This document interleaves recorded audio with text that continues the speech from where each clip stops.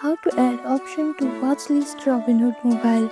In this quick tutorial, I'll show you how to add an options to contract to your watchlist on Robinhood mobile app. First, make sure you have downloaded Robinhood app on your phone. If you are Android user, you can download it from Play Store, and if you are iPhone user, you can download it from App Store. After that, click on search bar and open Robinhood app. Now make sure to log into your account.